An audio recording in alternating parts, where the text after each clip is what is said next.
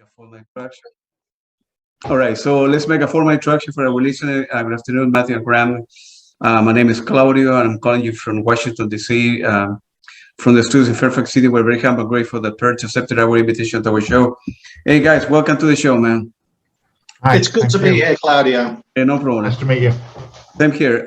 So let's go back to the beginning with the pandemic, the COVID. People believe in vaccination. Some other crazy people don't. And we live in a crazy world. How has this affected your creativity, your inability to tour, to play music live? How are you guys holding up, man? Matthew, so that.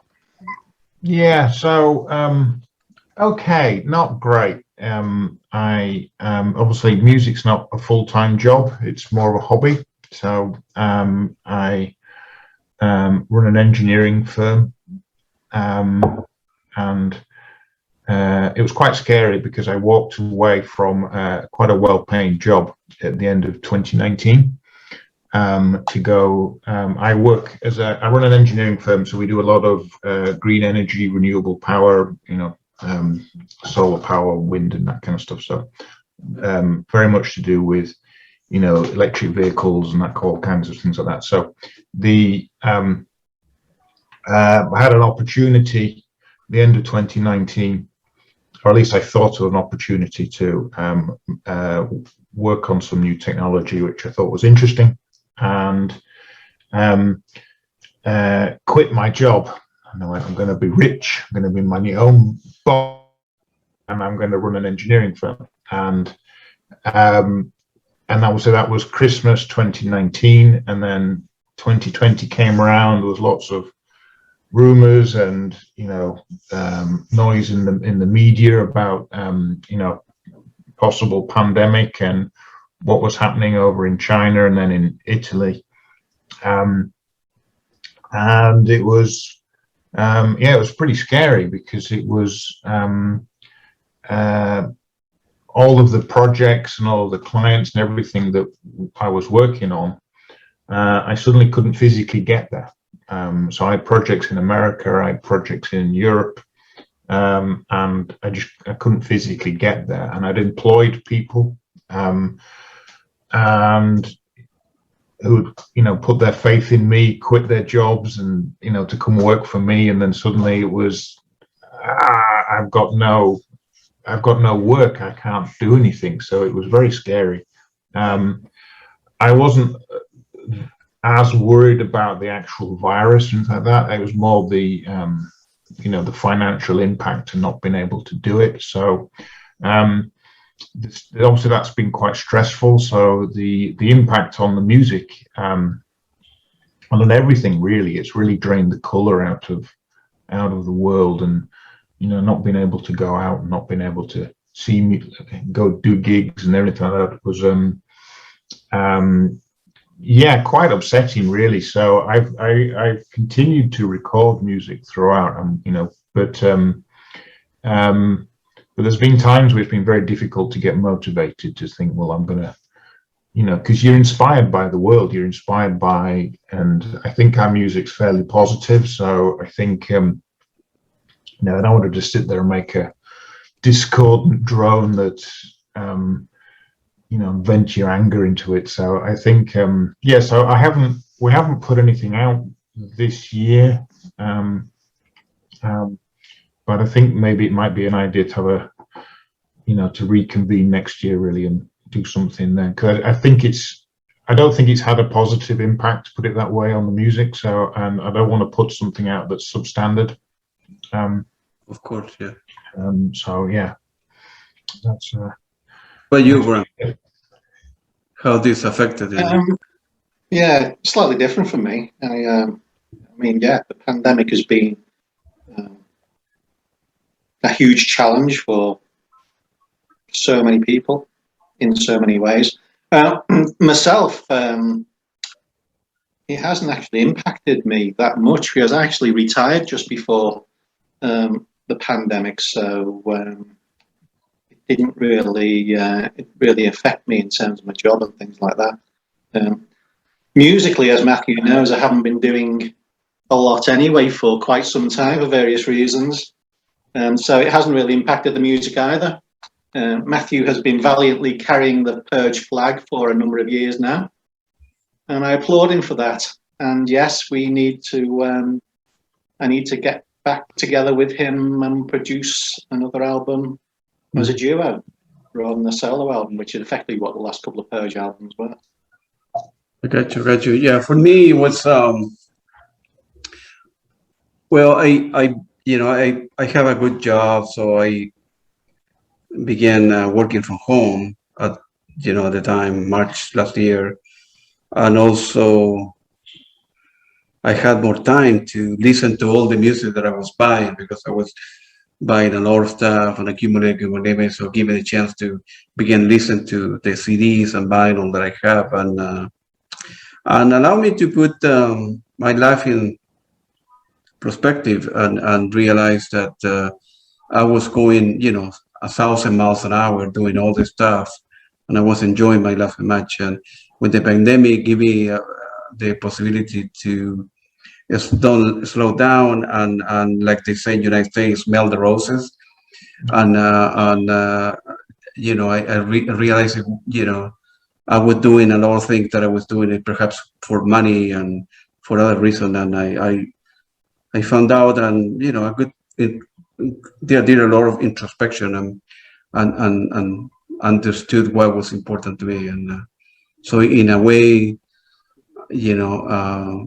being cynic here was a great thing that happened to me, because I found that was important. It's too bad here in the United States that a lot of people and many parts of the world lost a job, and they were in very difficult situations, and Music is a great escape. it's a great escape. Yeah, that's true. As I say, I was listening to all my stuff, and I couldn't see any show for say like a year and 4 months. All the venues here in the United States, they opened up last week. So now bands begin touring, and I'm going to already saw 2 shows. I saw the Eagles twice, and Kim Crimson is coming next Saturday. Brit Flow is a tribute band from the UK that does a tribute to Pink Floyd. That they are very, very good. So for me, it was, I'm looking forward to seeing the show. So it's. I haven't seen a show now for 2 years. I usually go to see one every, probably every other month at least. And yeah, it's been the longest I've gone without seeing a show for a long, long, long time. Well, you always have YouTube to listen to. Yeah, well, I've compensated. I've bought a ridiculous amount of vinyl, I think, whilst during the pandemic. I seem to be just continually accumulating records. Yeah, so which is nice. Well, were any of you born like in a musical family? How old were you when you began? I suppose before keyboard, playing piano or taking guitar lessons or that sort of thing. Kind of. I'm from quite a large family, so I'm one of 8 siblings, and most of us were pretty musical. My parents weren't so much. My dad played the piano a little bit, but it's quite interesting because we all like kind of different types of music, and so we used to, growing up, would all play music overly loud, but so they'd all compete with each other. So we used to be exposed to quite a lot of different types of music. I originally started out playing the guitar, and joined a rock band trying to play, just your normal kind of 80s rock covers and things like that. But I wasn't great at it, if I was honest. I tried to play, and it was kind of accidental. I was given a cassette with because growing up kind of stuff with keyboards and synthesizers and stuff, I used to read in the news all the time. Any musical press always said that people who played keyboards weren't real musicians. It wasn't real music. It was all, you just push a button and plays everything itself, and and you would sort of, if I was kind of honest, I didn't really know what a synthesizer was growing up or anything like that. Hadn't made the distinction, and but I knew they were a bad thing. That's all I knew. I knew they were a terrible invention, and I was trying to play the guitar, and I was given a cassette which had Jean-Michel Jarre's Oxygen on, and I'd never heard anything like it, and it just completely changed my world, because just as soon as it started, I just, and it sounds cliched, I just never heard sounds like that before, and I didn't know what made them. I didn't know anything about them, and I was spellbound by this cassette, and we just kept playing it, and I had quite a lot of what do you call it, rock LPs and stuff. I had a big pile of rock albums, and tried to play the guitar, and it had such an impact on me. I sort of decided that I would never listen to this pile of records again, and I gave them away to my older brother, and I sold the guitar, and but I was bought, so I was only about, I don't know, 10, 11 years old or something, but I was bought a keyboard for Christmas. It was only a cheap Casio thing, and but straight away I could pick music out and kind of play it, that kind of stuff, and thought it was great. I even had a cassette of music that I'd written on this little keyboard, and but yeah, I loved that, and so I went and took piano lessons, and then just used to read magazines and things to understand how they worked and what was going on, and then just bought loads of records by Jean-Michel Jarre, Tangerine Dream, all of the Vangelis, all of the sort of usual suspects. I would just sort of obsess over all of the information and trying to figure out what it was. I never kind of thought that I would be able to play anything like what those guys were doing. They were very much a kind of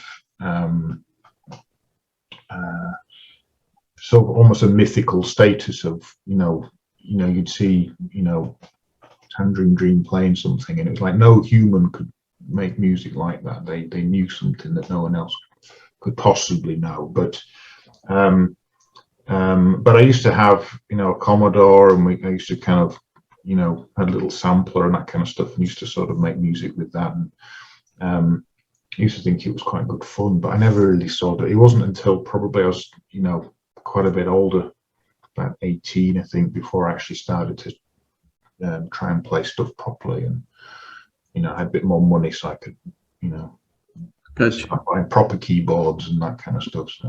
So what about you, Graham?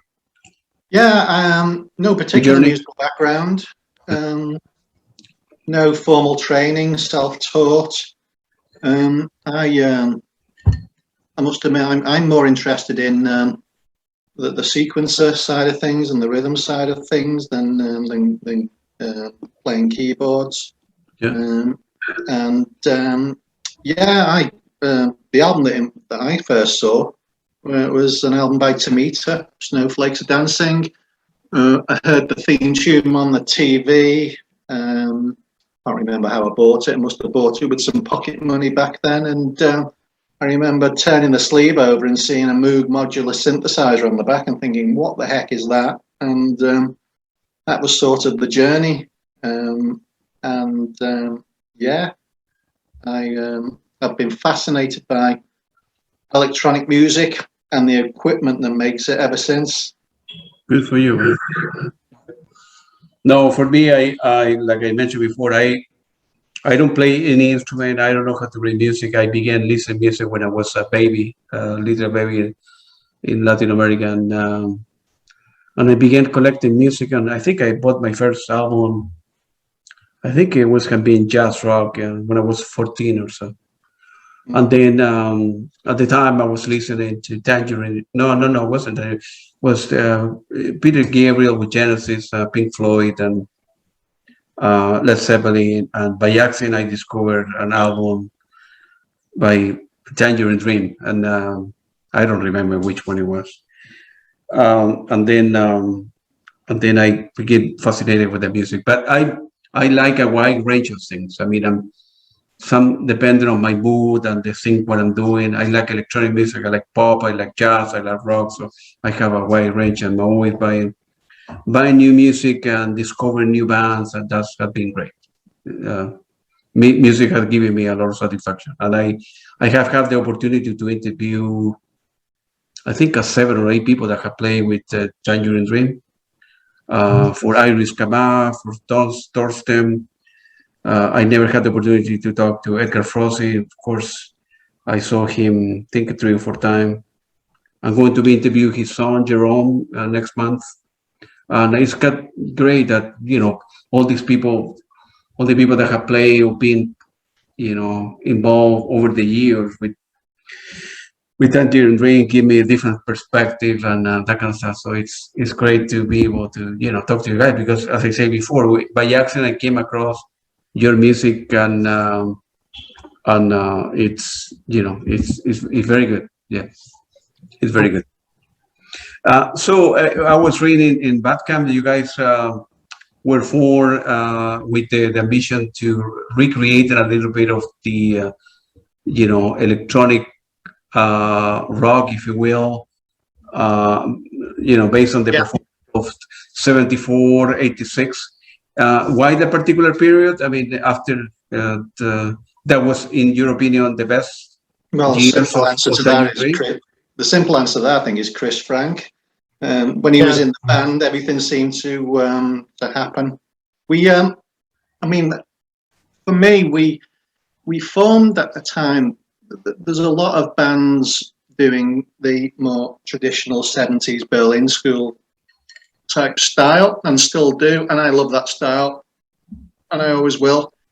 But we thought there was an opportunity to do something slightly later in terms of style, more in an 80s electronic rock form, when Johann Schmoling joined the band, who was another hero of mine. And Matthew, we started talking. Matthew sent me a tape, or I can't even remember how we got together, to be honest. Yes, I think he sent me some files. He sent me some files of some music which I'd heard a lot of, but when I heard Matthew's, I thought, oh, wait a minute, there's something here. There's actually something here, and I can hear Johann Schmoling in this. So I thought, great, let's see if we can do something together. And it sort of went from there. But Matthew will probably correct me now and tell me what actually happened. Yeah, so the reason for the period is when Edgar Froese started the band, original Tangerine Dream, they were very Pink Floyd-y type of music. It was very art rock type of stuff, quite acoustic drums and all that kind of stuff. Now, he met Christoph Frank at this Berlin school place where people were getting together to experiment with new types of sounds and trying to do different things. And there's a real big sort of movement in the that time to kind of come up with new stuff, and it was very interesting. But at that point, when those two guys met, that's when they started to use electronic instruments. So before that, it was more traditional stuff, and then they became this electronic band, and he was a sort of a drummer background, but I think a lot of he was very much an engineer and all the sequencing stuff, and so their sort of production quality of what that band was doing was really elevated when he joined, and so you had Edgar had kind of the vision and the direction of what the band was trying to do, and Christoph was able to sort of make it all work. And then so they had you know, Johannes, they had, you know, Peter Baumann, that kind of stuff. Those people were able to kind of add the extra elements in to kind of make that cohesive sound. And what was sort of interesting for myself with the slightly later stuff, so was because the technology became better. And you had things like digital step sequence, and the instruments were able to be synchronized and that kind of stuff. The music became a lot more complicated and a lot more involved, and a lot more sort of symphonic. I was brought up on classical music, and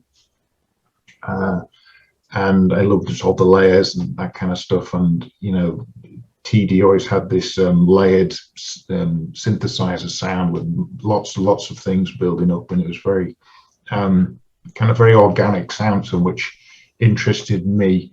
So the reason the band started was because that they were famous for playing one-off shows where a lot of the music was improvised. You know, they would come on stage, and so what you heard on one night will be different than what you heard on the next night. And a lot of this music was never released. Mm-hmm. So the band were famously bootlegged an awful lot. People used to record them endlessly, and so during the 90s, there was an internet relay chat group, which a lot of fans used to listen to on, and these bootleg recordings that people had, they started trading them. And so, you know, you could, you know, send some blank CDRs to someone, whoever, and you'd get a load of recordings back of music that, you know, you couldn't buy, and it was great. And some of them were really good quality, you know, these were great, you know, soundboard recordings of live shows that they did. And it became quite apparent quite quickly that there was hundreds of these tapes, you know, of performances, right from, you know, the very, very early stuff all the way up to pretty recent stuff. There were just loads and loads of things. And so it was quite exciting as a fan to sort of discover all of this music that, you know, you couldn't buy, or, you know, be reminded of concerts and things. And a lot of these things were fantastic. You know, you put like some of the older stuff on, and it was just really exciting to listen to, and you kind of imagine in your head of what it would have been like. And what happened was, slightly unfortunately, was that so Edgar Froese was aware that this was going on. He was quite happy to give it his blessing. He didn't see any harm on it, but he just says, as long as it's not, people aren't selling these for money, I'm quite happy to do it. But typically, as you can imagine, suddenly these things started being sold. They were on bootlegs, and people were pressing them onto stuff and trying to make money. You'd see them online for sale, and because people were making money out of them, he just said, look, okay, and enough's enough, and called time on it and said, you know, stop doing it. So they pretty much disappeared. Now, I knew Graham from a number of concerts. I didn't know him very well. I knew of him probably more. There's quite a lot of concerts that we'd both attended to, and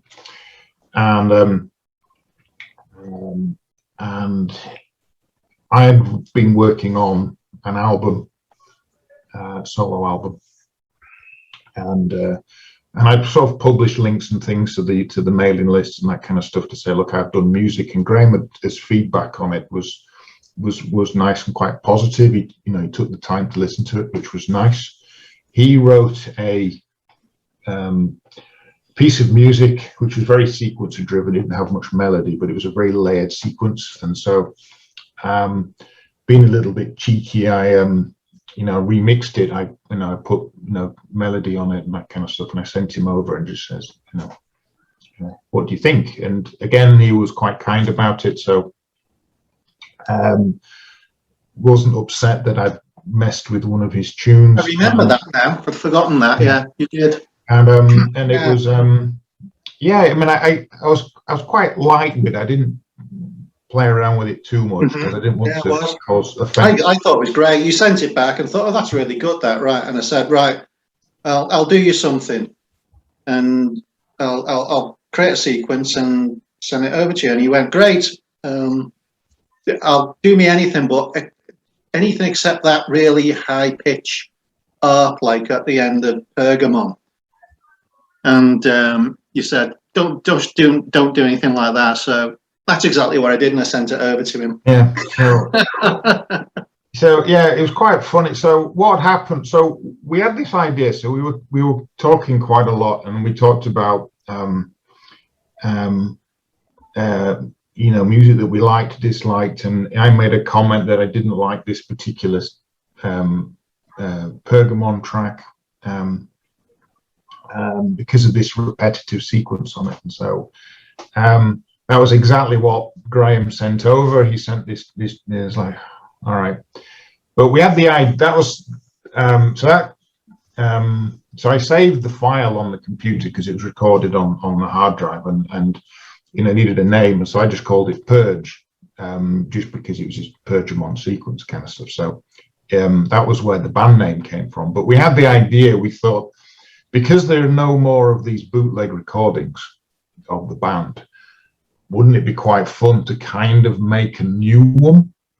Mm-hmm. And we wouldn't pretend it was TD, but if we could kind of make the sound and we could make it sound like a live bootleg recording, and so the artwork and everything was to look like one of the old bootlegs that had come out of the band, and we thought it'd be quite amusing and also a challenge as well to try and to create that and it was quite stressful really to realizing what you've taken on, because there were so many sounds and so many layers and everything, and we need to sort of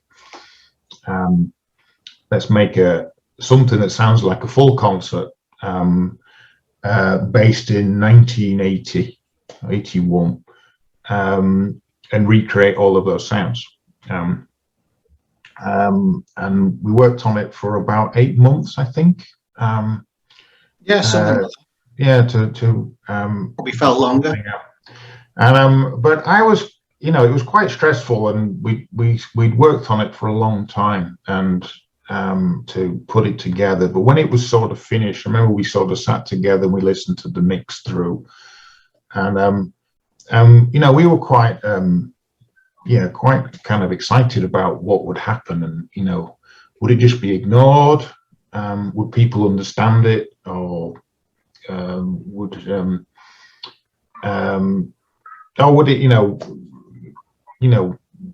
be well received? And it was kind of interesting because it was kind of all three happened. So we had one group of people who liked the idea of what we were doing, and some people got really into it and really quite excited about what we've done. Some people then took great offense, like, how dare you try and emulate Tangerine Dream? Who the hell do you think you are, kind of stuff. And I got some really shitty emails from people who were quite aggressive in that there is only one TD, who the hell do you think you are? And the fact that they got so upset by the fact that we'd made this record was really encouraging. We thought, yeah, we've done something here. The fact that you've annoyed somebody is a good thing. And it's a reaction, isn't it? Better than no reaction. Yeah, exactly. Because that's the thing. If you create a piece of art or something, nobody's asked you to do it, and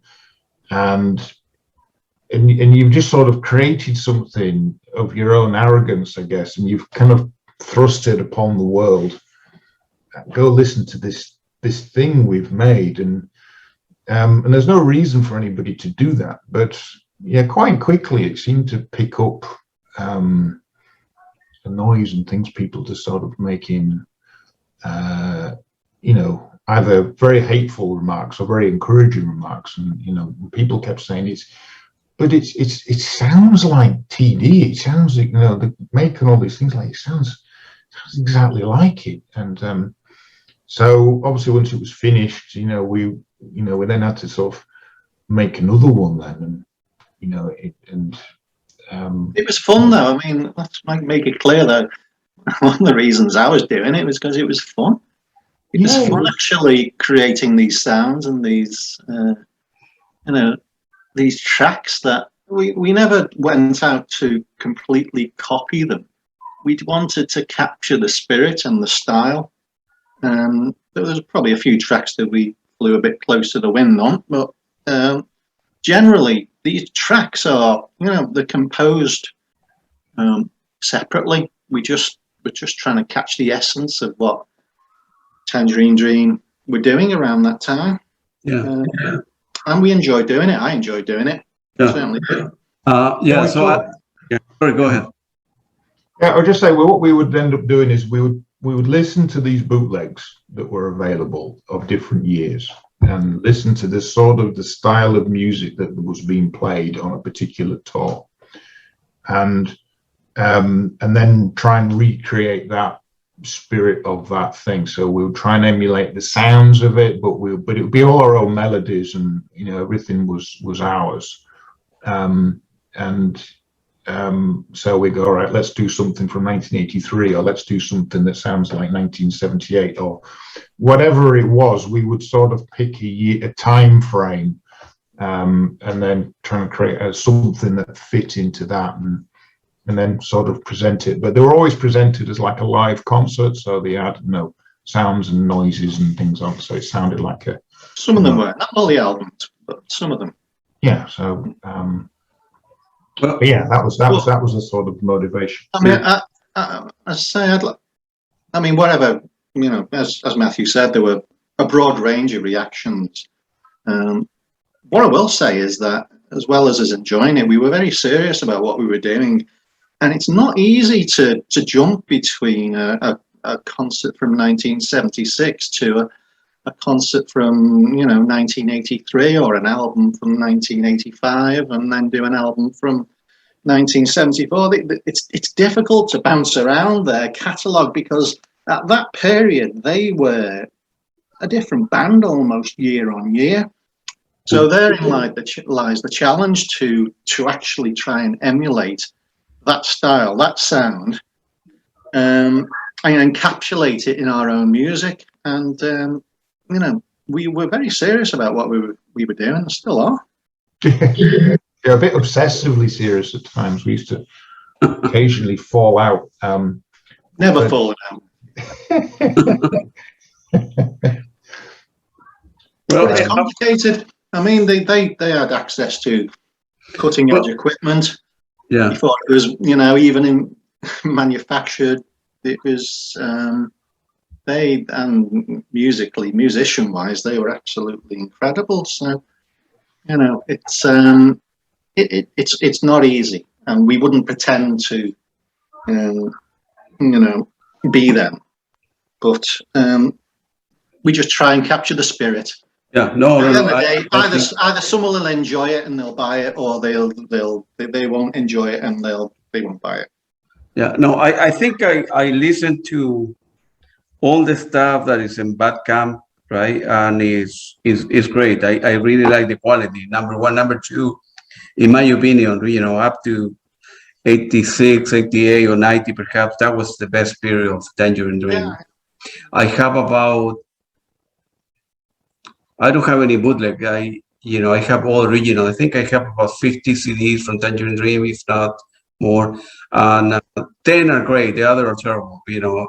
Later on, they were doing, out of the soundtrack, they did about 60, probably 4 or 5 are good. And I didn't like the latest, 15, 20 years of Tangerine Dream.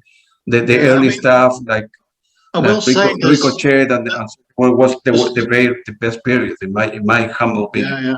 There are other influences in our music. Yeah. Listen, you'll hear some Vangelis in there, and you'll hear some Jar in there. Yeah. We do, and you'll even hear some Purge in there. There's some stuff we do that is completely us at times. So. Anybody from Tangerine Dream management reach out to congratulate what you were doing, or on the other hand sue you because we're so close? Neither. I met the latter. Well, I don't know. Have you had much? I haven't. The current band the lineup now. It's quite amusing actually, because we've been playing Tangerine Dream stuff longer than the members of Tangerine Dream, which I think's